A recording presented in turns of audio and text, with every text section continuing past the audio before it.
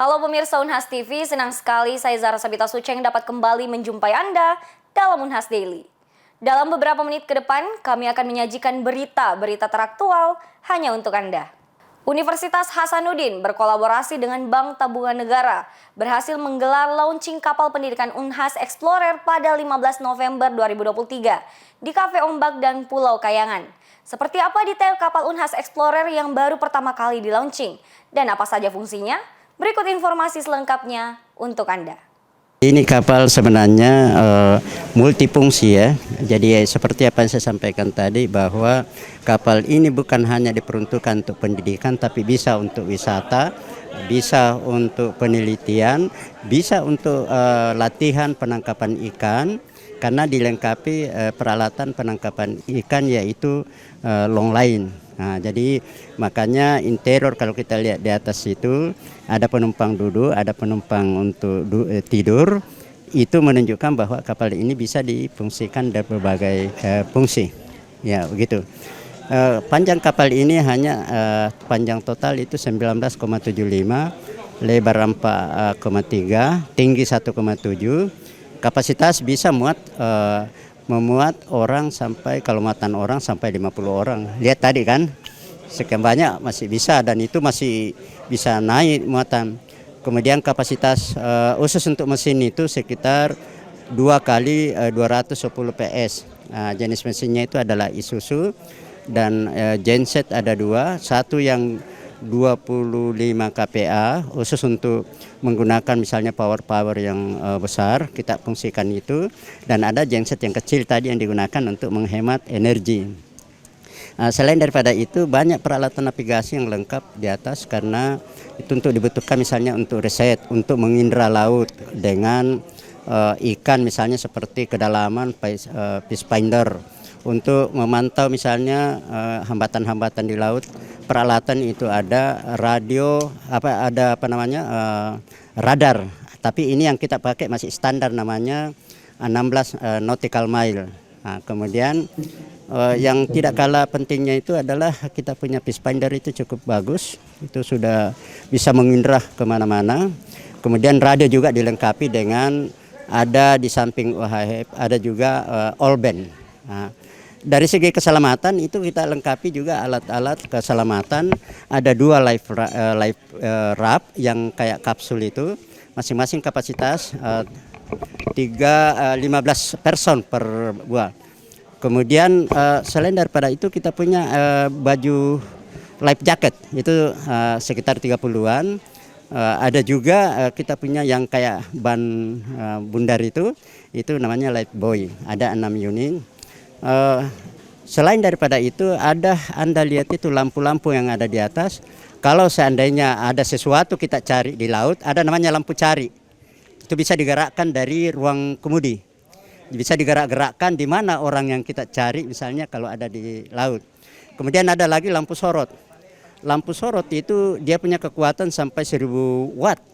Dan itu bisa sampai 3 kilo, bisa dia sorot misalnya kita mau mencari itu di semua adalah ada di atas top deck namanya.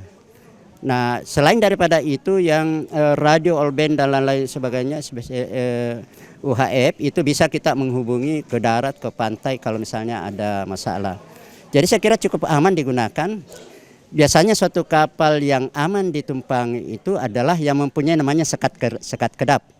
Kalau seandainya dia bocor, maka dia tidak bisa secara penuh air masuk ke dalam. Dan Anda lihat itu di ruang bawah itu sebenarnya ada beberapa sekat.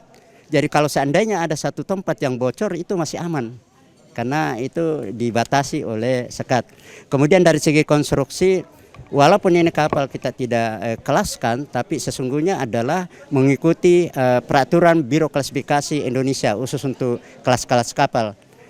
Jadi saya sudah sampaikan tadi bahwa ketebalan lambungnya itu dengan deknya dan kulitnya itu cukup memenuhi persyaratan kelas. Majelis Ulama Indonesia mengeluarkan fatwa haram produk terafiliasi Israel. Berikut informasi selengkapnya untuk Anda.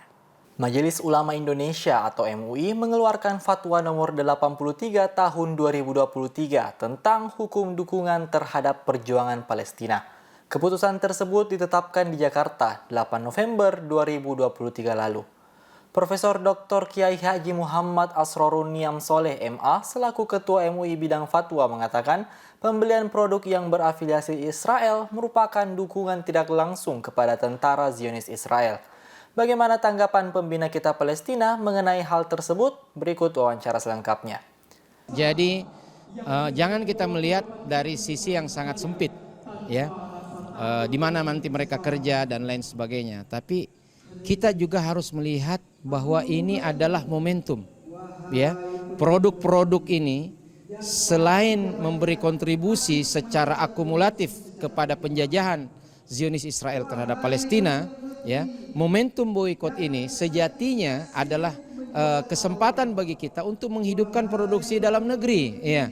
Kesempatan bagi kita untuk semakin berkreasi, memberikan alternatif-alternatif, ya.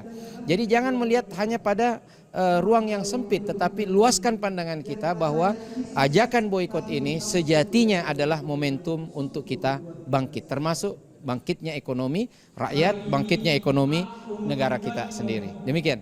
Bagaimana tanggapan mahasiswa terkait hal tersebut? Berikut wawancara selengkapnya.